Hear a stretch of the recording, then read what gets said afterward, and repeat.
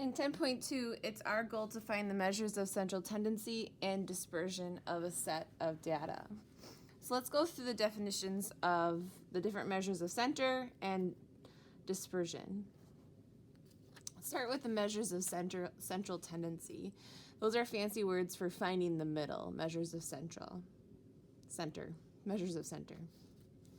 The first measure of center is the mean. We've done mean, median, and mode the last 3 years. I believe you did it before that in math class as well, so this is nothing new. The mean is the average, or adding up all the values and dividing by the number of values. Yes, you should be writing this down. You should be pushing pause because I'm going to be going faster than you can write. The median is the middle value. You need to make sure that you arrange the data values from least to greatest first and then find the middle. The mode is the number that's repeated the most often, and there can be one mode, there's a chance there could be no modes, or there could be more than one mode. So we're going to find the mean, median, and mode of the number of stories in the 10 tallest buildings. We use the mean, median, mode to show the center of the data. So before you find the mean, median, mode, my suggestion is that you order the numbers from least to greatest. I'm going to start with that. You might not need to order them from least to greatest for mean and mode, but for median you do.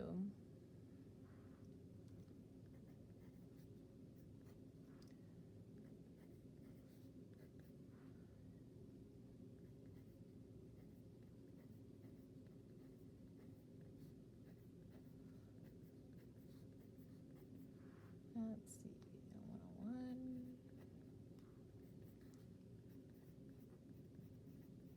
1, 2, 3, 4, 5, 6, 7, 8, 9, 10. 1, 2, 3, 4, 5, 6, 7, 8, 9, 10. Okay, so let's find the mean first. The mean is when you add everything up and you divide by the number of values. So I'm just going to take my calculator and I'm going to add these up.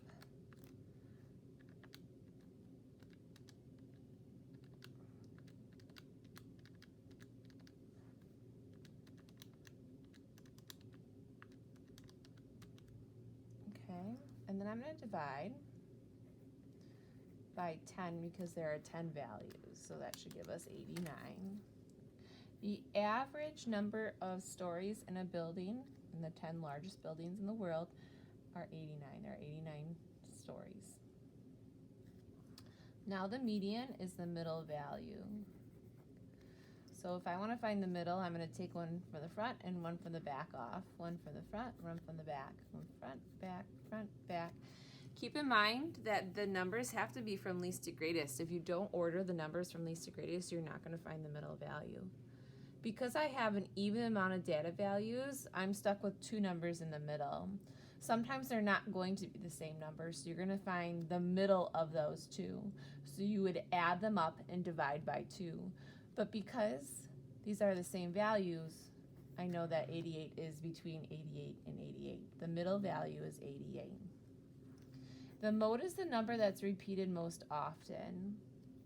So here I have 4 values that are 88, so 88 is also the mode. So all 3 of these could show the measures of center. There are going to be 2 questions on your homework that asks you which measure of central tendency, mean, median, or mode, best describes this data, the number of stories in the 10 tallest buildings. There is a strategy to this, and your book might not necessarily tell you this, so you're going to want to write this down. Usually, you're going to want to pick the mean. The mean is going to be the best measure of center. So here, I would choose mean. If there is an outlier, so an outlier is a number that's way different than the rest. So let's say if there was a 15 in front of here or a 200 behind here, that's a number that's way different. If there's an outlier, the median is going to be your best measure of center because the mean will be skewed from that outlier. So normally, no outliers, you're going to choose mean for the best measure of central tendency. If there's an outlier, you're going to choose median. It's very rare that you just choose mode. Now, because all 3 of these numbers are correct, you can write down mean, median, and mode if you want. but the best answer is mean because there is no outlier. Okay, now let's talk about measures of dispersion. There are two ways to find measures of dispersion, how things are dispersed. Range is when you take the biggest and smallest value and subtract to see how many numbers are between. And then mean absolute deviation, or mean absolute value. Ooh, this is mean absolute deviation. I wrote this wrong. It was right when I said it the first time. Mean absolute deviation.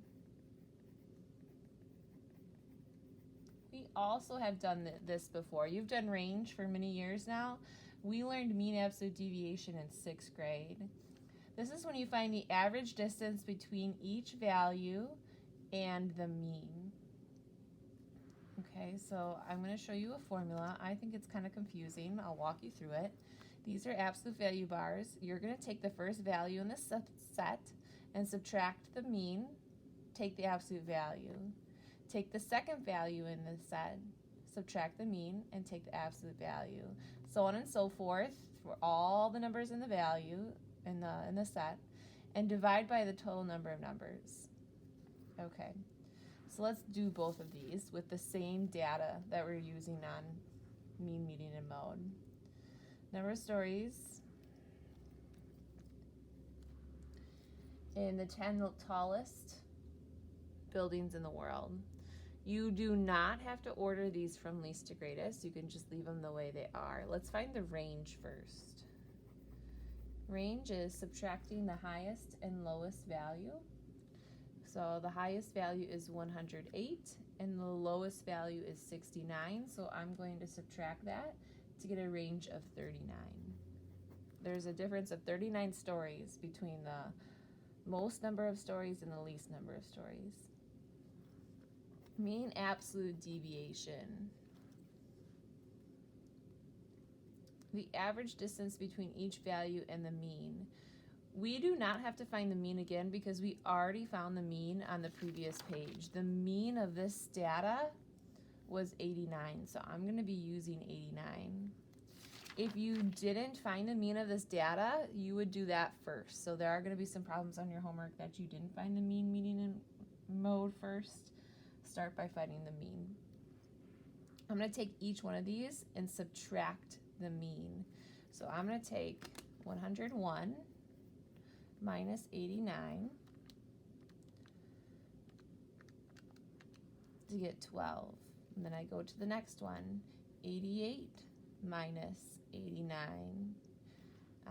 Technically I get -1, but you have to take the absolute value. You're not going to have any negative numbers. 88 minus 89 again. 108 minus 89.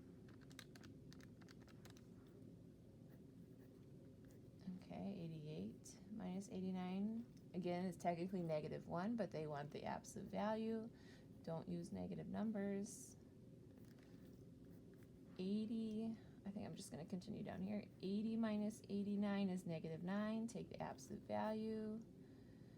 69 minus 89 is -20. Take the absolute value.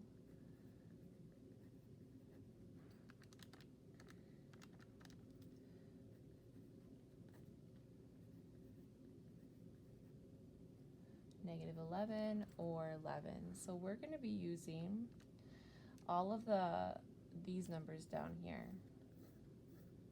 So let me just circle them so I can see them. That way my eyes are drawn to them. Okay, so we did this part right here. Now we have to add all our values together and divide by the total number of numbers. So I'm going to take all of these here and I'm going to add them up. I'm going to find the average. 12 plus 1 plus 1 plus 19 plus 1 plus 1 plus 9 plus 20 plus 13 plus 11. I get 88 divided by the total number of numbers. 1, 2, 3, 4, 5, 6, 7, 8, 9, 10. Divided by 10 is 8.8. Okay, so it was 3 steps. It was find the average, which we did on the last page, subtract each value in the average, And then the third step was to find the average of those numbers. So what does this number mean? What does 8.8 mean? I'm going to just round to 9. I'm going to say round. I'm going to say 9. Each of these numbers, each of these values are about 9 units away from the mean. Each of these are about 9 units away from the mean 89.